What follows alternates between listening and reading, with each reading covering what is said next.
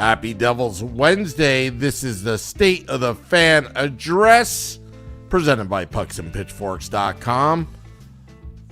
I am your host, Sam Wu, here with Nick Villano, editor-in-chief, as we're streaming live on Facebook Live, YouTube Live, X Live, Twitch, and now on Instagram Live on the Let's Go Devils Network.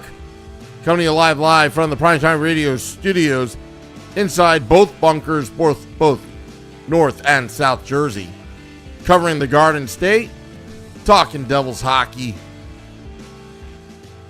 Lots to go over as the lockers are cleaned out. The players have gone home for the summer. Till next season. So, Nick, I'm a little sad. What's up? I'm sad the season's over. This sucks. Yeah, it is, especially when it's was 90 degrees today in New Jersey, and it feels like playoff weather. It felt like first round weather. Getting weather. It's stage weather in American whiskey. Yes, stage weather.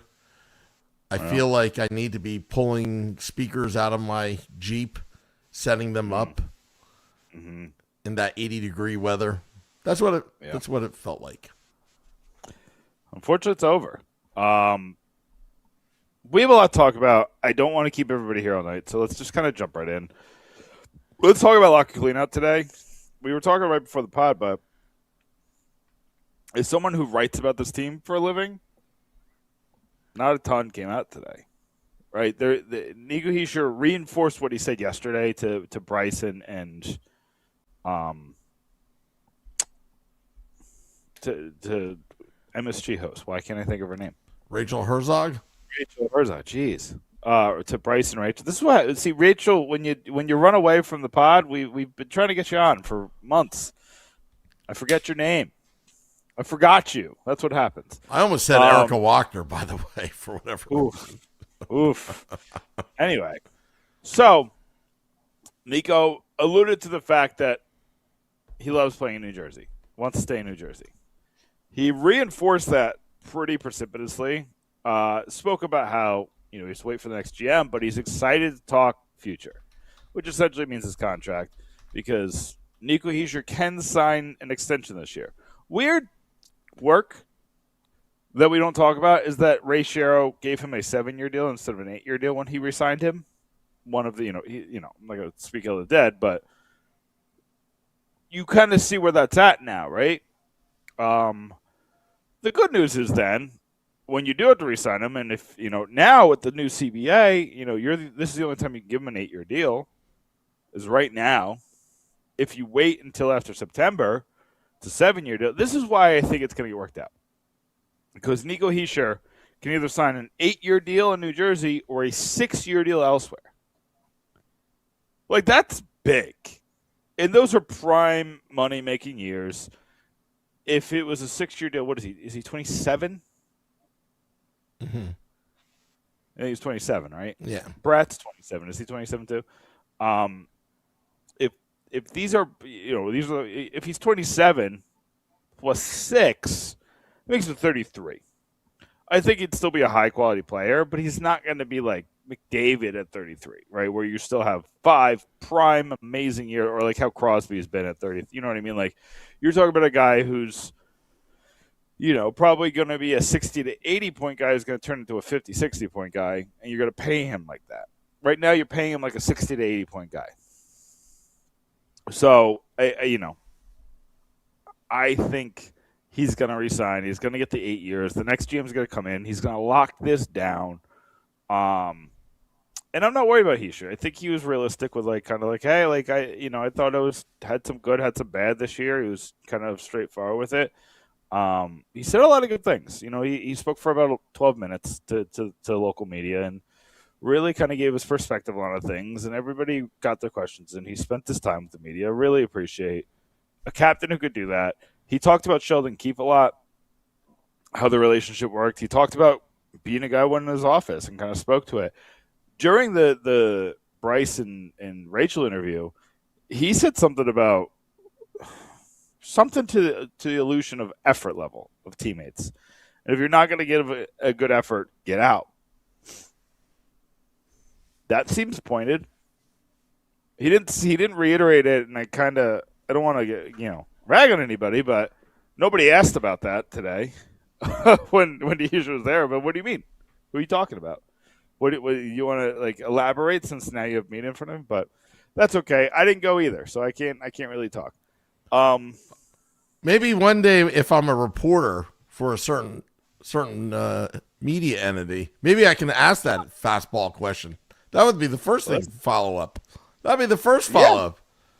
Give us an example. Give us an example if you don't want to name names. You're going to be texting me a lot. Yeah, pretty much. You're on payroll because you're going to have to guide me through this as a mentor and tutor. Listen, give me Politi's job. Can I have that job where I just get to kind of write? That's kind of like the job I have now. That guy is awesome. I love that guy. That guy is a nice guy and awesome. And he's a great writer. So he's a true journalist. That guy. He's been on this show. He's a great guest. Love him. But the coaching job doesn't have to travel. Just gets to write. But when you're a good writer, that's kind of what happens, right? You earned that right. But the steps to get there, people don't realize how hard you have to work to be in that position. Yeah. I totally agree. So we heard from Jack Hughes, not a ton. But one thing that was clear with his comments yesterday and today, he's not going anywhere. He's not going to ask to go to Minnesota. All that nonsense could end completely because there's nothing to it. Like, Jack Hughes wants to be here. That's clear. He made that clear when he came back from the Olympics, that he could have talked about the USA and America, and he talked about New Jersey. And they had the governor there, and that whole to-do was great. But he reiterated it this whole time that he wants to do right by New Jersey. And here's the interesting thing, Sam. If you look back at some of the best players in Devils history, they all live here. Stevens lives in Jersey, last I checked, unless he moved recently, but last I checked, he still lives in New Jersey. Brodeur lived here. Even when he had the job in St. Louis, he lived here. Danico lived here even before he got the broadcasting gig. He got it pretty quick, but he stuck around, and he took the gig with New Jersey, so he lives in Jersey. Bryce Salvador lives in New Jersey. Like, these guys, Salvador got the gig pretty quickly.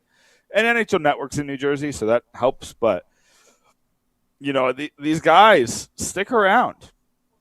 They fall in love with kind of the living in New Jersey, being close to New York thing. And I know that's a trope, but, whatever. If it's a trope that works in our favor. Well, there's something about New Jersey, because if you look at the Philadelphia Flyers, they all live in New Jersey, the alumni and current players.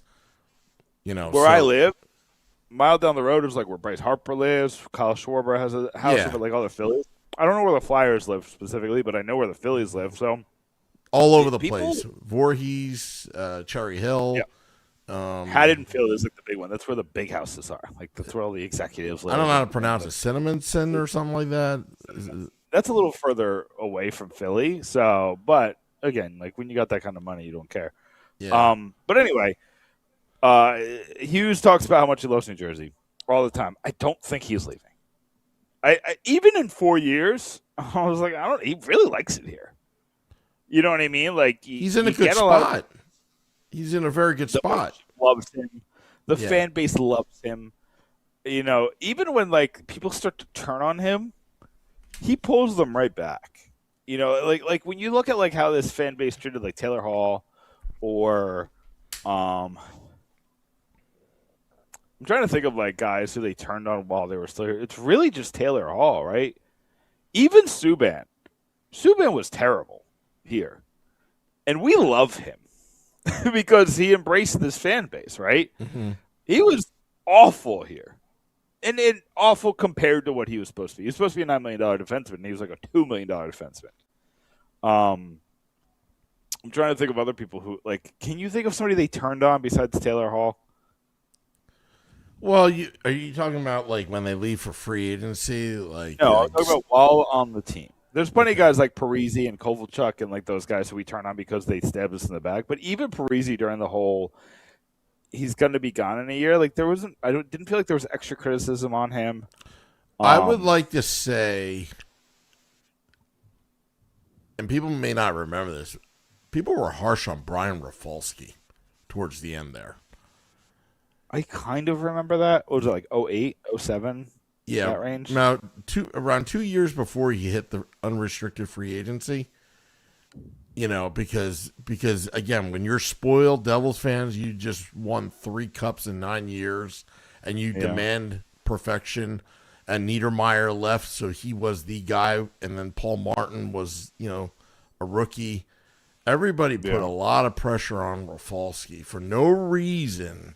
You know who's the guy that they turned on? Sorry, yeah, I remember in this same vein, Severson was the guy that everybody turned on. Oh yeah, but butt puck. It was because that's what we used to call him. Yeah, he kind of turned into a pumpkin, right? Yep.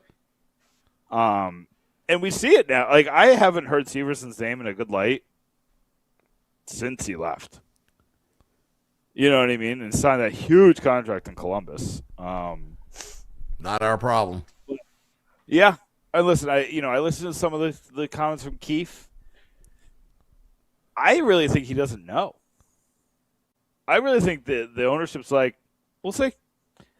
He did the exit interviews. Yeah.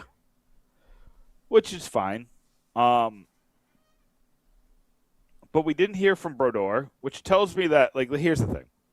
If Brodeur was a true interim GM, like people are trying to make him out to be, he would have done an exit interview. Unless they missed it, right? Brodeur didn't speak, right? I don't think he said anything. No. So he's not a traditional interim. He's just a guy who's here to keep the payroll signed. You know, they need somebody to sign the paychecks. They need somebody to keep the train rolling. So, Darren Dreger's putting this out there like the Devils wouldn't sign Brendan Shanahan as president of hockey operations because Brodeur is there. Brodeur has a very specific role. And Brodeur has said numerous times that he doesn't want to be a GM because his kid is still in high school. He likes that he gets to go home. He likes that he's in on the big decisions but doesn't make the big decisions. He likes the hours that he's working right now, and that won't change until his son is out of high school. And I don't believe his son is out of high school. So, just throw that out. He likes where he's at. They pay him a stupid amount of money just to be here and represent the team and be in on those decisions. But he gets to clock a 9 to 5, basically, or where you work some game nights. He gets to be in a really good spot. So let's just stop with that narrative. And that, I look at some of the others. Again, there just wasn't a lot. Like we were talking about, I didn't hear any unknown injuries. I know Luke wasn't there. He got the surgery successfully. He's in Michigan, recovering. We heard from Nason. He had some interesting comments, but I feel like he's just kind of talking. I don't think it was that. I don't think it was any. I think it was a nothing burger, but he's obviously somebody who needs to bounce back next year and have a really good season. Not even really good. He just needs to be a contributor. Nemitz. Nemitz had some really good comments, but Nemitz even said, "I want to be back." And he didn't need to say that. He didn't need to be that forthright with it.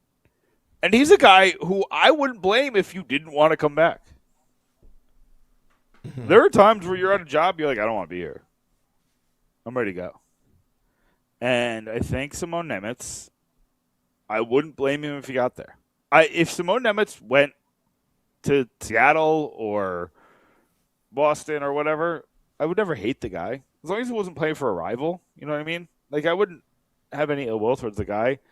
I don't think they treated him right. I don't think they did his development correctly. I don't think and again, small transgressions turned bigger because of how he reacted and how he spoke to Slovakian media, but it's few and far between. I think he made the one big mistake. I think it was December of last season, and that blew up.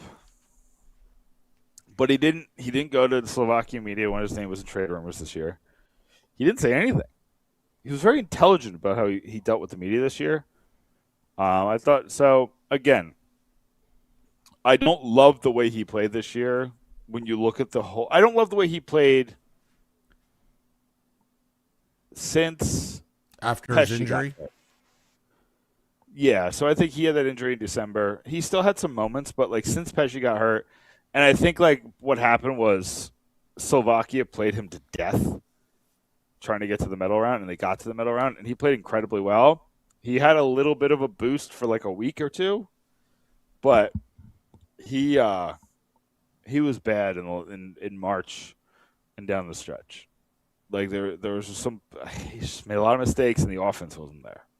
He can make mistakes if he does more offense than he does mistakes, and it just wasn't set. But anyway, so that was my assessment of clean out day. Did you have anything else on that? I think you covered pretty much everything. Everything. There was nothing. Yeah. Motherburger. Nico, Meyer, and I think Siegenthaler are going to Worlds. The Worlds are in Switzerland, so good for them. Yeah. The one question I did have about the 8-year deal, would the Devils be able to do a sign and trade with that 8-year deal? Yeah. Okay. But the next team could sign an 8-year. It doesn't have to be a sign and trade. Oh, yeah, that's true too. Didn't think of it. They've done it. They did the sign and trade with Severson. It was a little different because he was a UFA. So that is different. So it depends on what you're talking about. But I assume you're only talking about Heischer, who's not up, or Nemitz, who's an RFA. Okay. So either one gets an 8-year deal. Until September. I don't know if it's September 1 or September 15. But until September. Then it's over. You can't go into the season and sign an 8-year deal. It's over. So there's pressure on those deals. There's and you know what, Sam? That means we won't have a Luke Hughes situation. I guarantee you we don't have a Luke Hughes situation with Nemitz. It's going to get figured out quickly. Especially with the new GM. And I don't remember if it was last week or the week before where I really went through, like, how do you, like, build a new roster with this? How do you, like, put together a winning roster? And I kind of put myself into a corner. But I don't hate the aspect of keeping Nemitz. He can't pay him even 8. I would give him like a 3x5, 3-year deal, $5 million a year. Like I still think that's overpaying him for what he showed at the end of the season and the risk involved. But like you got to show me something more than what you've shown me. And then he's still, 25. He should be entering defenseman prime. And then he could get that prime contract. Mm-hmm. But I need more. Even if you give him like a 2-year deal, you'd have to see, like, you can't like walk him to free agency, but here's 2 years and $5 million a year. And then let's reassess. Show me what you can do for 2 years. Save us a little money on the cap. And you can cash in for even longer. I think that's on the table. I don't think he's getting an 8-year deal. Even if he gets traded, I don't think he's getting an 8-year deal. I don't think, even a team like the Kraken or some of the team like willing to take risks, I don't think that they would do that for Nemitz. I don't know. Where are you at with Keefe? Yeah, that's $1 million question. I think it's specifically a $7 million question. Yeah, I wish I could do an exit interview with the players on their evaluation on the coach before I can answer that question. In my mind, with the new GM coming, he's probably going to go with his own guy. At the same time, it might be another Patrick Waugh scenario where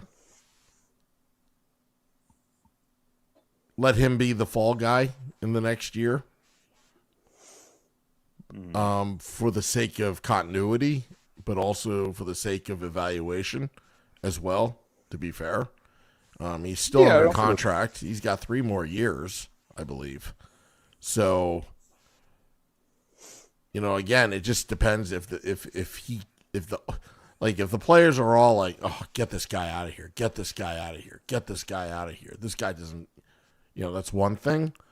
But I don't think Sheldon Keefe is that type of coach where, he doesn't get along with his players and it's toxic locker room or anything like that. I'm gonna willing to bet. Again, it depends who's GM.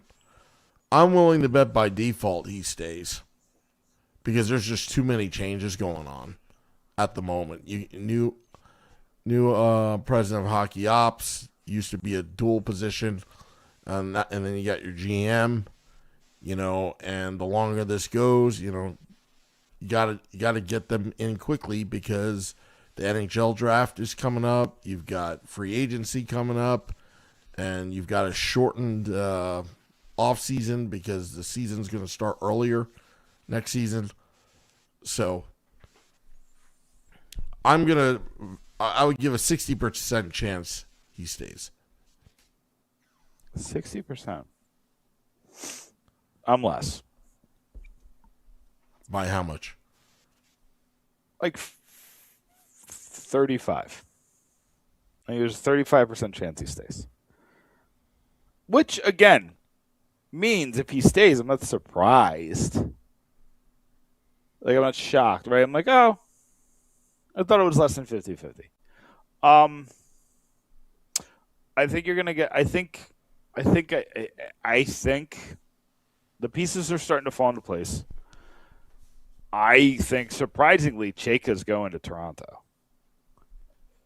I just wrote about that on pucksandpitchworks.com. I think Chayka's going to Toronto. That's crazy. Or at least they're sitting the groundwork. But, nobody's talking about the fact that this guy, I liked Chayka, and I've been saying consider Chayka because he was available. Right?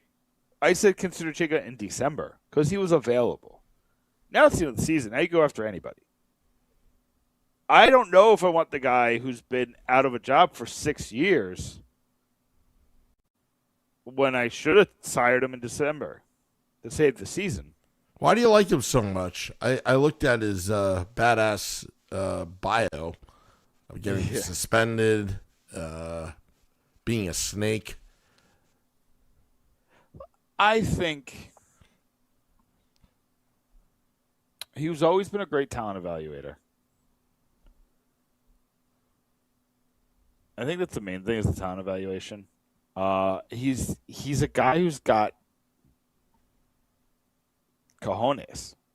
He'll make a move, as he did with the Taylor Hall move, right? Mm-hmm. He went for it. He thought he had something, and he went for it. I like guys on their second job who had a lot of hype, but he's not my number one. I probably have him even with Langenbrunner, and I'm really people like Langenbrunner. Langenbrunner worries me just because of the ties. Are you doing it for the right reasons? You know what I mean?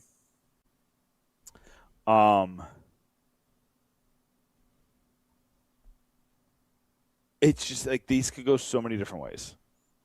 Because you look at a guy like Sakic in Colorado, that shouldn't have worked. He's a star, and stars usually don't turn into good GMs. Because they were born with talent, right? You're born with a certain level of talent. It's hard to evaluate when things come easy to you. But Sakic's been a great GM, but I want the next Bill Zito is what I'm looking for.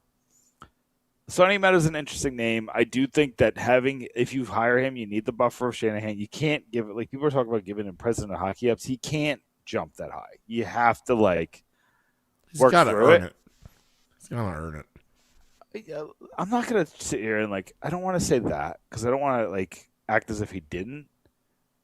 I that's fair. I think I didn't mean to earn it he's never earned anything. I meant right, I mean, geez, It's like getting promoted to be the boss that, without even being a boss, you know? Right. We don't need to go there yet. We need I think if Shanahan's available and wants this job, give it to him. I liked what Shanahan did. I liked a lot of what he did in Toronto. They lost a couple game sevens in the insane Atlantic. It's not like he has one bad loss on the resume. It's when they lost to Columbus in 2020. But that's 2020. That's 2020. Yeah, it was weird. 2020 is weird. I do think that there are some worries about the mindset in the locker room.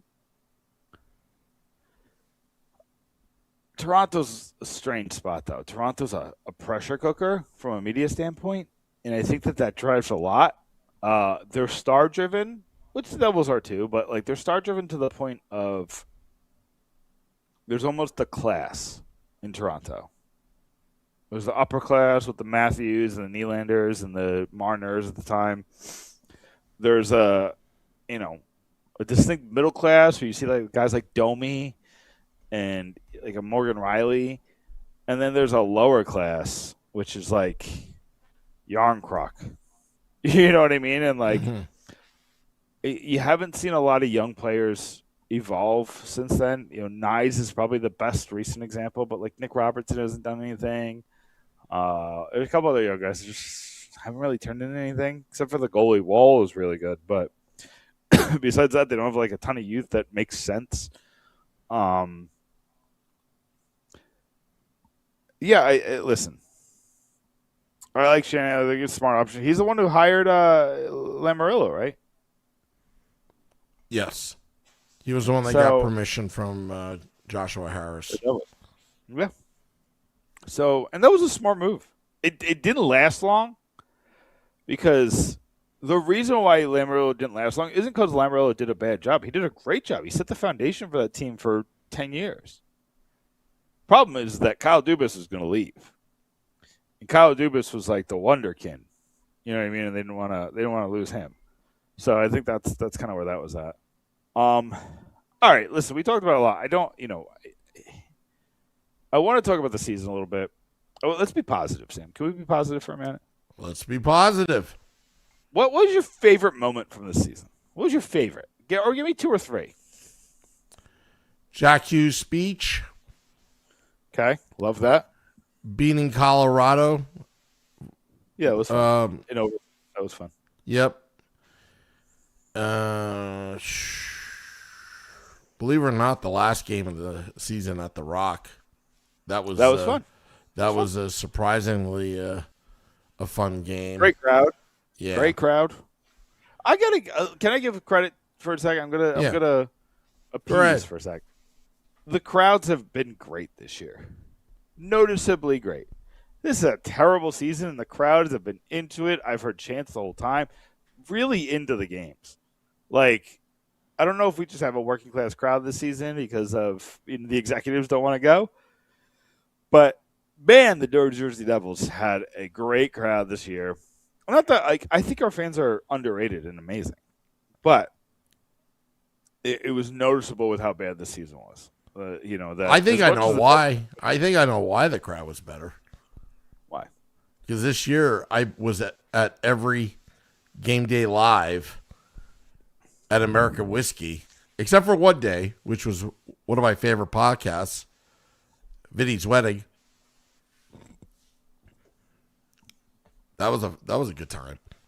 Yeah, it was number 3, Vinny's wedding. That was great. Yeah. My favorite moments of the season: Nemitz's goal against Chicago to finish the hat trick. I believe that was the pass from Markstrom in overtime, ends the game. I was just so excited for that one. I loved that moment. I'm trying to think what stands out. Obviously, the golden goal. Like, we got to mention that, but that's like an Olympic moment. The game against Montreal, not the shutout game, but the one they lost in, they came back 3-0, I believe. Mm-hmm. And that was fun. Yeah, that was, and Jake the Snake in the end there was just unbelievable. the saves he was making. Yeah. I'm just looking back. Opening night, the win against Tampa was incredible. That was so fun. The win against Florida on the sixth in the first couple of weeks. That first run, the first time that Sheldon Keefe beat Toronto, that was a lot of fun. I'm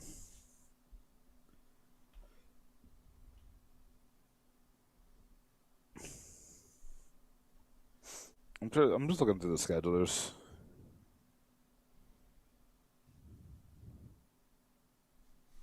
What a strange year. Like, I have to say, like, so much of this year was bizarre. We didn't play the Rangers until March, and then we only played them in March. We only played them 3 times. The Quinn Hughes saga was insane. That was insane. I'll tell you what. And it feels like it was yesterday, but it was so long ago. It was 4 months ago. I'll tell you what. 2 days ago that he got traded. 9-0 loss against the Islanders was probably 9-0. That was crazy. But it was one of the most fun times I had on that bus trip that we had. That was the only bus trip we had. But we had a great time though.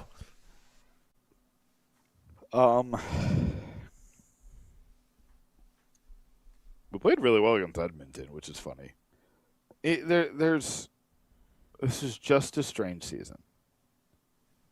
The Jack Hughes injury right before the Olympic break caused a ton of nonsense.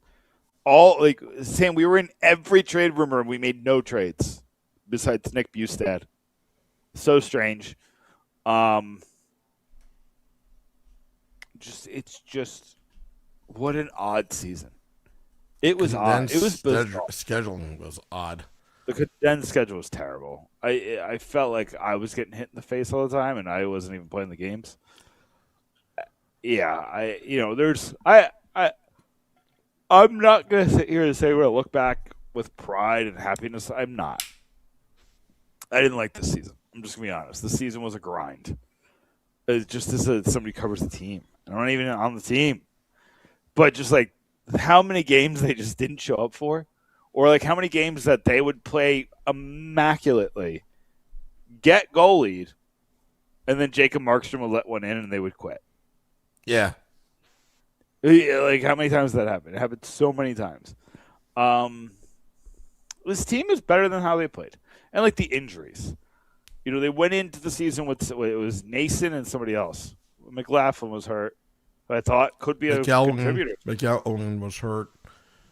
Nason was hurt. McEwen. Oh, that's it. Yeah, sorry. I'm thinking of someone else. But game 1, we forget that Evgeny Dodonov was on Jack Hughes' wing. Game 1. Yeah. Got hurt. Never the same. The Jack Hughes injury at a steakhouse. How could we forget? Yeah. It ruined the season. Brett Pesce got injured 3 times, I think.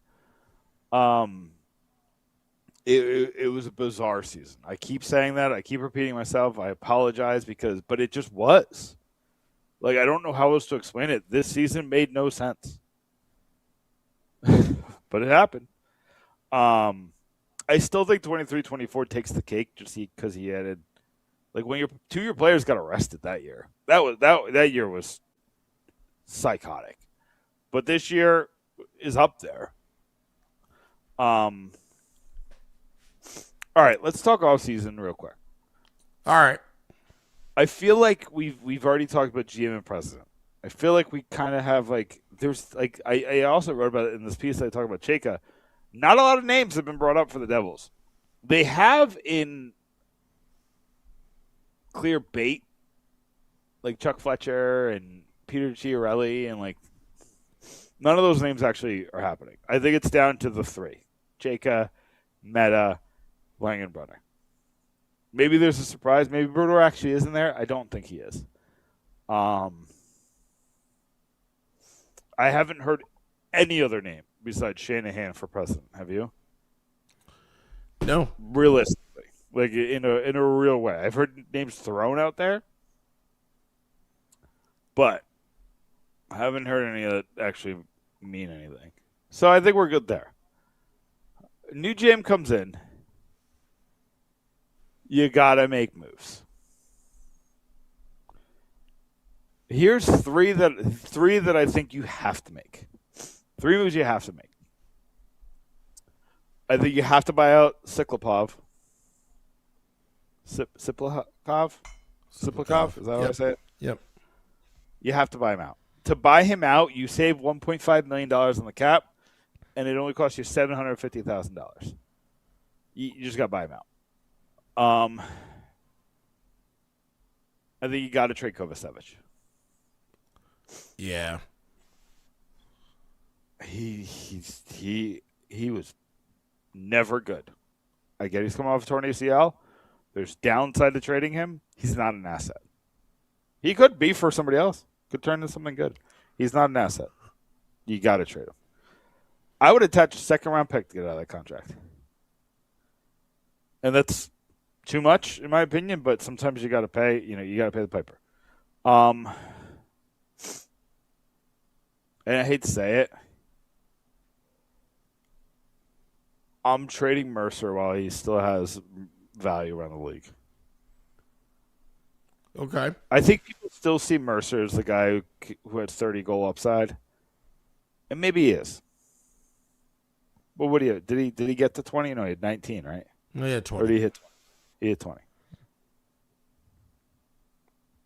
20 in 82 games is just not what you need from a top 6 guy who's anchored to Nico the whole time.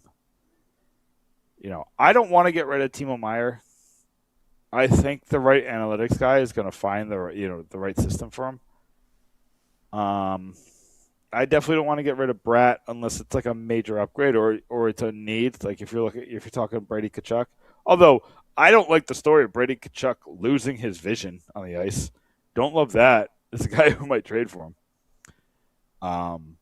But that's look up that story. That story is insane. I'm definitely not trading Nico Hischier. I'm definitely not trading Jack Hughes. I'm not. I'm having a hard conversation with Dougie Hamilton. And I asked him, what happened that you sucked to start the year and you were incredible to end the year? What happened? Did the trade rumors bother you that much? Because Dougie Hamilton declined to speak to reporters today. I don't love that. Like, just to be honest, I don't love it. I just kind of need you to talk, man. He was signing autographs, though. Oh, was he? He's great with the fans. I love Dougie Hamilton. Yeah.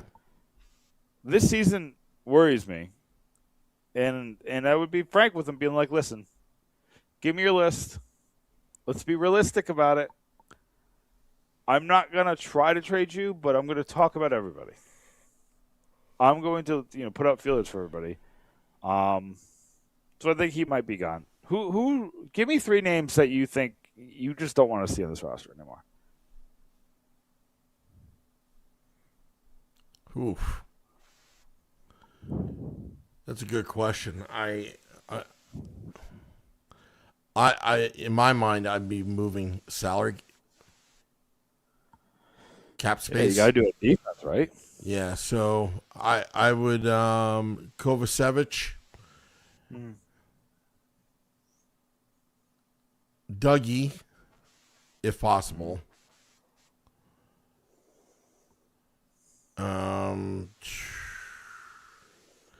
Mercer as well. He'd be on the block. Timo Meier, possibility. Just because of and Nico. I'm going to ask you a question. This is how we're going to end the podcast. What do you do about Jacob Markstrom?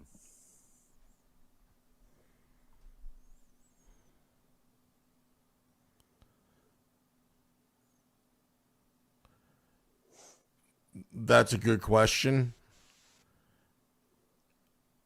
Do you have anybody in mind who can take that spot. I think you're stuck with him. And if it's just nagging injuries that derail, because he was injured early on. I think he came back too soon, and then he was overcompensating because he had such a bad, and it was just a bad season for Markstrom. But after the Olympic break, he wasn't. He had some, he had some good moments. But what Fitzgerald did by extending him when he didn't need to really hurts the Devils. But at the same time, you got a 2-year out. So I would say, let's see how when he comes to training camp. Let's see what he's like, and put him on the hot seat month by month basis, because you're going to have to replace him. But who do you replace him with? I have a couple of options.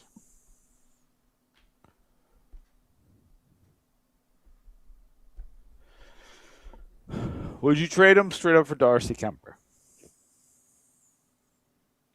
What's his contract like? Kemper has one more year at $5 million. I do that trade trade a little this year. You save a lot the year after. I do that trade in a heartbeat. Would you take a chance on Aiden Hill?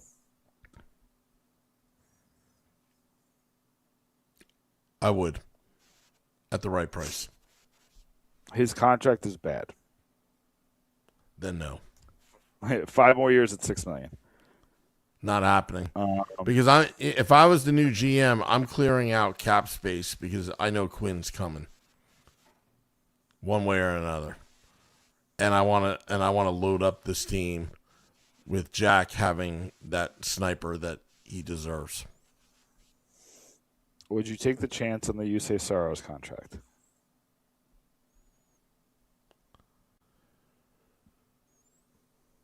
How old is he now? 31? 29. 29? And he's seven a year? Yeah, 7.7. And he's got how many more years left? 7 years? A lot. Yeah, 6 or 7. That's a rich commitment now. Would you go after John Gibson if Detroit makes him available? I think it was 1 year left. Yes. If I was a new GM, I want like a 1 or 2 year out kind of contract right now. Yeah. Would you try to get like one of the guys out of Minnesota because they got Wallstead and Gustafson? It'll be expensive. Gustafson makes 6.8 until 2030, but he's good. No, I wouldn't want either. I wouldn't want either one of them because I want to put Minnesota in cap hell and forces Quinn to leave. Yeah. I want nothing to do with Tristan Jarry.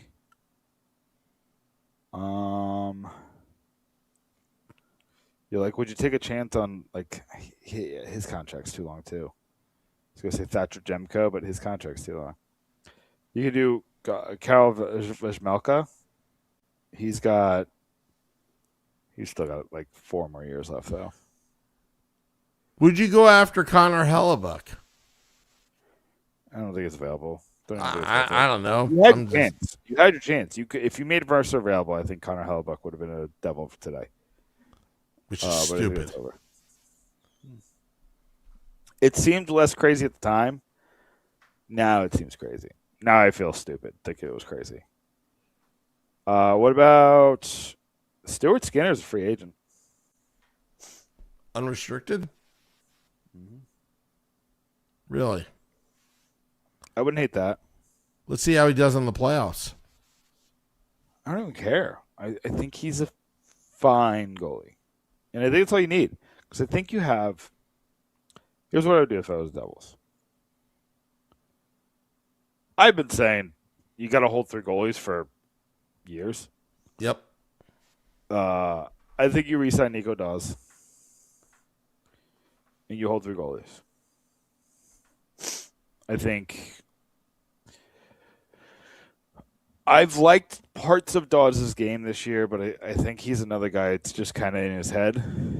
He'll now be 2 years off of his hip surgery. I think that's good. He's 25, I think. Yeah. So good goalie age. And again, I think he reminds me a lot of Wedgwood. And Wedgwood was one of the best goalies in the league this year. Late bloomer. He's gonna, and again, I don't even think he was a late bloomer. I just think the opportunity was, like, his development was weird. I think it makes more sense if he just gets to practice against NHL players all the time. And I think you explain that to him. Be like, listen, you don't got to take the bus anymore. We'll make a commitment to you that we're not going to send you on the Utica bus. Unless there's an extreme situation. Like Utica's trying to make a playoff push or something. Like those, and we'll talk to you first. We'll have that conversation. But, this week I'm going to write the 10 priorities for the new GM. On there is you got to sign Egorov. Because if you sign, say you sign Stuart Skinner to a 2-year deal, give him a little vig, right? Give him $5 million, which would almost double his salary. He gets to prove himself behind a really good team, or really good, a talented team. It's a team that could turn it around, and you got Jake Allen there, so a quality backup. You keep Nico Dawes. You sign Egorov. You're on Malik professional year 2. I know he played professionally in Europe, but North American professional year 2. Now you have 5 goalies who I think on their best night have NHL talent. Even Egorov next year on his best night is an NHL player. So I think that goalie depth issue is out the door finally. Do you have a top 10 goalie? No. I think Jake Allen could be a top 15 goalie. And if you go into the playoffs as Allen, I'm not unconfident. You know what I mean? If he had 38 games, Skinner had 35 games, and Dawes had 10. Mm-hmm. I'm confident that he's going to have the legs to stretch something out, have kind of one of those iconic runs. He has that in him. And then one of Malik or Egorov or Dawes should be ready to take that next step. Theoretically, they should be. But, that's 2 years from now. That's how I would do it. That is my ideal scenario. And a lot of people won't like it because people don't like Skinner. You don't really have a great starter there. But Sam, Sorokin's not getting traded. Shesterkin's not getting traded. Well, there's no availability, and you're trying to bridge it to Yegorov, assuming that he's going to be the next one. Right. And I don't think Bobrovsky's going to do that. Bobrovsky's a free agent as well. He's going to cost more than Markstrom. That's not where you want to be. You want to get something cheaper than Markstrom. You got to get off Markstrom, though, and that's the hard part. Well, that's why you got to clear out cap space right now. Yeah. Because if you clear cap space other places, it gives you a lot of flexibility with Markstrom to where you can do some mob boss stuff, some Lou Lamoriello stuff to make him go away. Tell Markstrom to go skiing like Malakoff. Listen. No comment, but yeah. All right, Sam, I think it's a good place to call it. All right. Call it on the season, call it on the podcast, call it. Plugs? Yeah. So player grades are going to come out this week before Saturday or before Saturday night. I'm going to write the 10 moves that the next GM has to make. I'm going to do that tomorrow night for Friday morning. I have a couple articles already on the website. We did the 5 players that never will see the light of day of the Prudential Center locker room again. They're done. That's on pucksandpitchforks.com. That's always a trendsetter, a go-getter. We'll have draft coverage, free agency coverage, trade coverage, GM coverage, the whole kit and caboodle, Samuel. All right. The morning woo, people have been asking me, is going strong, and 193 straight mornings. 194 is tomorrow. And the morning woo, the State of the Fan address, the Let's Go Devils podcast Sunday edition will be going throughout the entire offseason.